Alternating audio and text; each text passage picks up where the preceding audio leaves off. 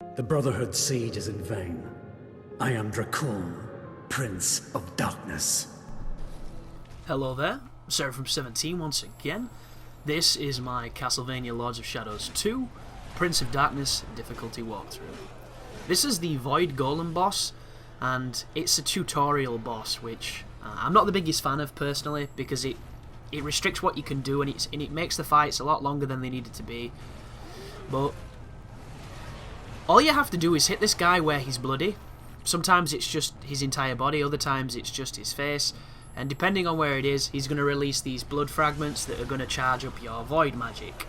The void magic is this incredibly weak sword that heals you. And I've mentioned in earlier videos, as I get big time smacked by this dude, that I'm not going to be using it too much because I just don't like the weapon. Ooh, that was interesting. But a couple of things to know about the combat if you don't know. Stuff like that happens. Shockwaves on the ground are incredibly prevalent in this series. So whenever you see a shockwave, you have to jump. If you don't jump, you'll take big damage. That right there was an unblockable hit, but you can tell that this is a tutorial boss because it did no damage. Like, I don't think this thing can kill you, even if you let it kill you, because it doesn't do enough. And it's not because the difficulty's completely easy, guys. This is not the most challenging game in the world, but there are certain parts of it where the bosses can 1 to 2 shot you. So it can get serious when it wants to, so this is literally just introducing you to fighting. Which, I thought that's what that first boss was, so I don't know why it's doing it again. Just another symptom of a confused game, I guess. But something to note which is new, and I really like it, up in the top left you'll see a percentage going up, and it names the move that you're using.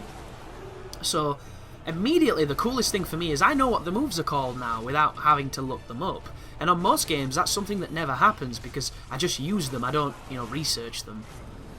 But on this title there's an upgrade system called Mastery, and it sounds so much better than it is.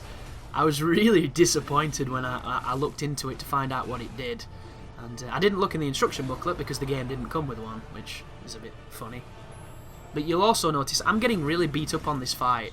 I'm getting knocked about by this golem and he's just not doing any damage. So there's no challenge to it, unless you want to get a really clean fight, because you're using a weapon that heals you to attack him, and it's all pretty standard stuff.